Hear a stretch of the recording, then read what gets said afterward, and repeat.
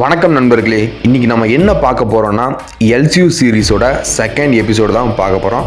Already ரொம்ப மாதத்துக்கு முன்னாடியே எல்சியூ சீரிஸோட இன்ட்ரோ வீடியோ போட்டிருந்தோம். அதுக்கப்புறம் எங்களால் கண்டினியூ பண்ண முடியல, பட் இப்போ விடக்கூடாதுன்னு அகைன் ஸ்டார்ட் பண்ணிட்டோம். நீங்கள் இந்த சீரிஸுக்கு கொடுக்குற சப்போர்ட்டை வச்சு தான் நாங்கள் ஃபியூச்சரில் என்சியூ, அதாவது நெல்சன் சினிமேட்டிக் யூனிவர்ஸ், அப்புறம் மிருதன் மூவியை வச்சு ஜாம்பி சீரிஸ், அப்புறம் அம்புலியோட ரிமைனிங் ஸ்டோரின்னு எல்லாமே கிரியேட் பண்ண போகிறோம் ஒரு சீரிஸாக. ஸோ நீங்கள் எல்லாருமே கண்டிப்பாக சப்போர்ட் பண்ணுவீங்கன்னு நம்புகிறேன். இந்த சீரிஸ் எப்படி போகும்னு பார்த்தீங்கன்னா, எல்சியூ கேரக்டர்ஸை வச்சு நாங்களே இந்த ஸ்டோரியை வந்து டிசைன் பண்ணியிருக்கோம். அப்படி தான் இந்த ஸ்டோரி பிளாட் வந்து மூவ் ஆகும். ஸ்டோரி வந்து இப்போ தில்லியை வச்சு தான் ஆரம்பிக்கிறோம். சரி, இப்போ நம்ம கதைக்குள்ள போலாம் நண்பர்களே. ஒரு ஊர்ல வந்து கோவில் திருவிழா நடந்துகிட்டு இருக்குது. அந்த கோவில் ஃபுல்லா நல்லா கலர் லைட்லாம் யூஸ் பண்ணி டெக்கரேஷன் பண்ணி இருக்காங்க. கரகாட்டம், ஒயிலாட்டம் எல்லாமே இருக்கு. அது போக பசங்களுக்கு நிறைய போட்டி வச்சிருக்காங்க.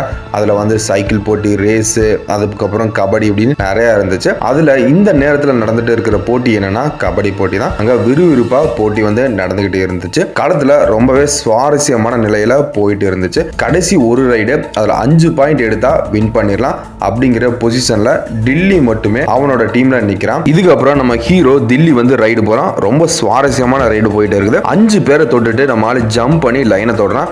ஆனா அந்த அம்பையர் வந்து இல்ல, நீ 4 பேர்த்த தான் தொட்ட அப்படிங்கிறான். ஏன்னா அந்த அம்பையர் வந்து இந்த ஆப்போசிட் டீம் ஊருக்காரன். ஸோ அந்த மாதிரி சொன்னதுனால தில்லி வந்து அதை கேட்டுட்டு என்ன பண்றான்னா, தில்லியோட டீமே வந்து சண்டைக்கு போகுது.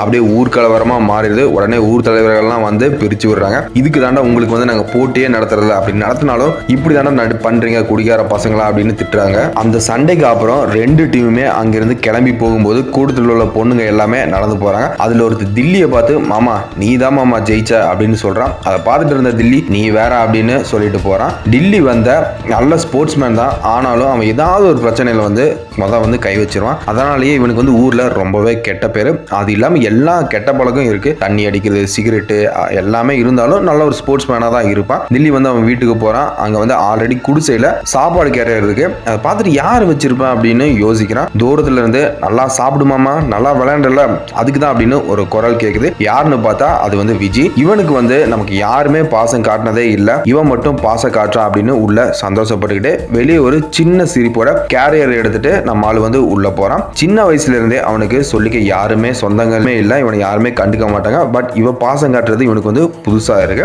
தில்லி வந்து அடுத்த நாள் எப்பவும் போல வேலைக்கு போயிட்டு குடிக்கிறதுக்காக ஃப்ரெண்டோட பாருக்கு போறாங்க. அங்க போய் ஃப்ரெண்டு வந்து சரக்கு வாங்கறதுக்கு லைன்ல நிக்கிறான். பட் அந்த கடைக்காரன் வந்து அந்த ஊருக்காரனுக்கு ஒரு ரேட்டும் நம்ம இவனுக்கு ஒரு ரேட்டும் சொல்றான். உடனே அவன் ஃப்ரெண்டு கேட்டதுக்கு வேணும்னா வாங்கு, இல்லைன்னா கிளம்பு அப்படின்னு சொல்றான். இதை பார்த்துட்டு இருந்த தில்லி, நாங்க எப்பவுமே வாங்குறதானே, என்ன இன்னைக்கு மட்டும் வேலை அதிகமா சொல்ற அப்படின்னு கேட்கிறான். இனிமே அப்படிதான் சொல்லிட்டு நக்கலா அந்த கடைக்காரன் பேசுறான். உடனே கடுப்பான டில்லி என்ன பண்றான், அங்க இருக்கிற பாட்டில் எடுத்து அவனோட மண்டையில அடிச்சு உடைச்சிடறான். உடனே அங்கிருந்து எல்லாருமே தில்லியை வந்து பிடிச்சி கடையை விட்டு வெளியே துரத்துறாங்க. இதுல கடுப்பான டில்லி என்னன்னு பாக்குறான். அப்பதான் தெரியுது, நேற்று ஆப்போசிட் டீம் கபடி விளையாண்ட ஊர் பசங்களோட அண்ணன் தான் அந்த கடையை வச்சிருக்கான்னு. சரி போடா அப்படின்னு, இவன் கடை இல்லைன்னா நமக்கு வேற கடையா இல்ல, பாத்துக்கலாம் அப்படின்னு அங்கிருந்து போறாங்க. ஆனா போகும்போதுதான் எனக்கு குடிக்கிற மூடே இல்ல, இவனால மூடே போயிருச்சு, நாளைக்கு குடிச்சுக்கலாம் அப்படின்னு அங்கிருந்து கிளம்புறாங்க. அடுத்த நாள் இதே மாதிரி வேலைக்கு போயிட்டு வரும்போது அவன் ஃப்ரெண்டு, தில்லி எனக்கு ஒரு ஃப்ரெண்டு இருக்காண்டா, அவன் சொல்றான் குடிக்கிறத விட சம போதை என்கிட்ட இருக்கு அப்படின்னு சொல்றான். அவங்ககிட்ட போய் அதை ட்ரை பண்ணலாமா அப்படின்னு கேட்கறான். சரி 2 பேர் போய் ட்ரை பண்றாங்க. ஃப்ரெண்டு வந்து ஒயிட் கலர்ல சின்னதா ஒரு பேக்கெட் எடுத்து காட்டுறான். இதை ட்ரை பண்ணி பாருங்க இதை